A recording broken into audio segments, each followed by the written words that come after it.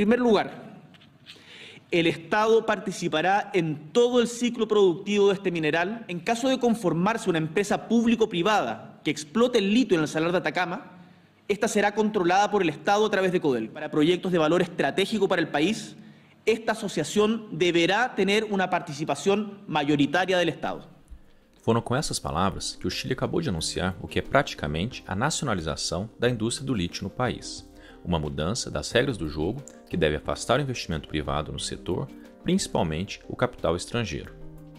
O lítio é o principal componente da maioria das baterias dos nossos computadores e smartphones e também é usado em grande quantidade nas baterias dos novos carros elétricos, mercado que irá crescer muito nos próximos anos e que vem puxando o aumento da demanda pelo lítio. Chile, Argentina e Bolívia possuem cerca de 60% das reservas de lítio do mundo e podem ser os pivôs do crescimento desse novo setor. Mas, infelizmente, ainda não acertaram a mão nas políticas, tanto para a exploração do chamado ouro branco, mas também para aproveitar as receitas dessa nova indústria para desenvolver suas economias no longo prazo. O problema é que as fábricas de baterias vêm investindo pesado para desenvolver tecnologias para um novo produto que dependa menos do lítio, um material tão raro e, portanto, muito caro. Ou seja, existe uma janela de oportunidade para os países da América do Sul tentarem usar a exploração do ouro branco para mudar o patamar de suas economias. Mas será que conseguirão arrumar a casa a tempo de aproveitá-la? No cenário econômico mundial, a América do Sul está se firmando como um grande exportador de commodities. No Brasil, por exemplo, o percentual é de 70% das exportações. Embora não seja ideal, a exportação das commodities como minerais, petróleo e grãos, ao menos, é melhor do que nada.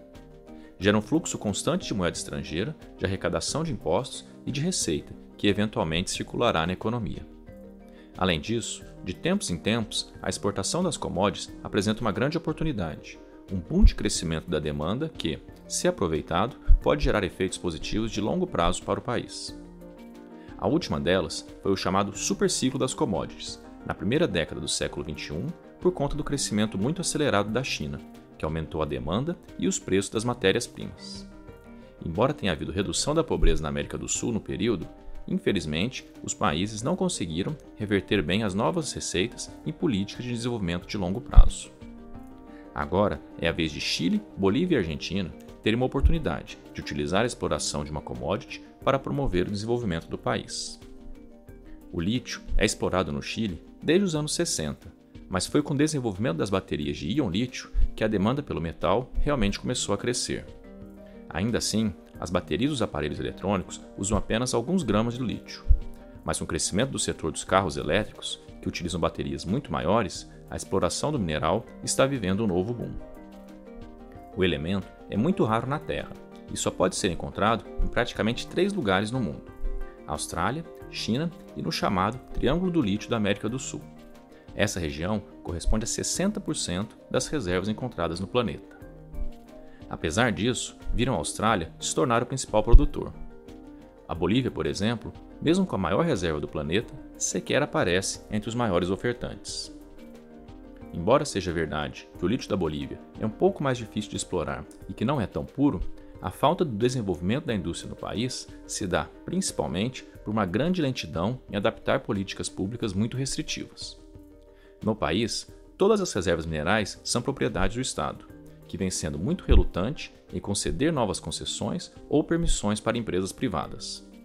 Ao mesmo tempo, o Estado não possui as tecnologias ou o capital necessário para a sua exploração e fica sentado em cima das reservas. Apenas recentemente foi que o governo realizou a primeira chamada para empresas internacionais atuarem no setor, vencida por um consórcio de empresas chinesas que inclui a CATL, maior fabricante de baterias do mundo. Na Argentina, a situação é bem mais favorável.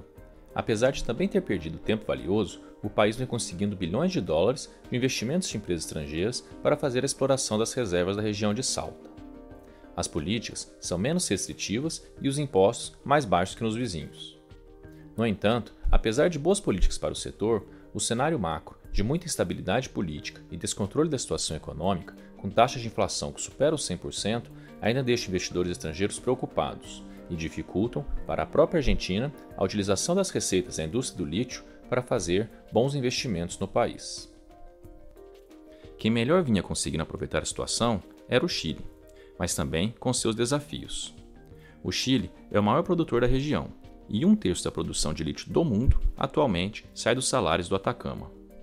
Duas empresas são responsáveis pela exploração das reservas no país, a local SQM e a americana Albemarle, que produz lítio para cerca de 50 mil veículos elétricos por ano. No entanto, o Chile não conseguiu atrair indústrias para estabelecer uma cadeia produtiva no país, como fabricantes de baterias, equipamentos e veículos. Apesar do anúncio de grandes grupos para investir em fábricas, incluindo a Samsung, aos poucos todos foram abandonando os planos. O Estado chileno, desde o início, teve a preocupação em ser bem participativo no processo de exploração do lítio pelas empresas privadas. A regulação é pesada e foram poucas as minas autorizadas. Além das taxas pela concessão para exploração e dos impostos sobre a renda pagos pelas empresas, existe um acordo para que até 25% da produção seja vendida por um desconto a fábricas que se estabeleçam localmente. Também existem regras para envolvimento das comunidades nativas da região, com pagamentos em dinheiro e ações sociais. Mas apesar de um relativo sucesso deste modelo, o presidente Boric anunciou uma completa mudança da regra. A partir de agora, o Estado, por meio de uma empresa pública, deverá ser controlador em todo o projeto de exploração do lítio no país. Os contratos atuais da SQM e da Albemarle, que têm vencimento em 2030 e 2043, serão respeitados, o que torna a situação menos tenebrosa para os investidores. No entanto, o governo disse que irá negociar com as duas empresas para tentar iniciar uma parceria mais imediata. Resta saber se esse diálogo será franco ou se haverá tentativas de dificultar a vida das empresas com questões ambientais ou lentidão em processo para forçar as negociações. Não queremos dizer que uma empresa pública não conseguirá fazer a exploração do lítio.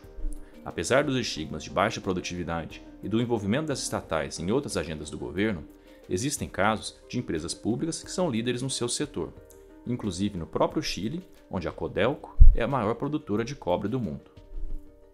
Além disso, a intenção do governo é boa. Como dissemos, é importante para uma nação converter a exploração dos minerais em benefícios de longo prazo, com superávit para fazer investimentos em educação ou importantes obras de infraestrutura, por exemplo, e não apenas deixar empresas estrangeiras explorar e levar o dinheiro para fora. Para isso, existem várias maneiras. A Indonésia, por exemplo, recentemente também tomou uma medida ousada. Baniu as exportações de vários minérios, incluindo o níquel, outro elemento fundamental na produção das baterias, e vem conseguindo, com isso, atrair indústrias e investimentos para o país. No Chile, Boric optou por pesar ainda mais a mão no intervencionismo.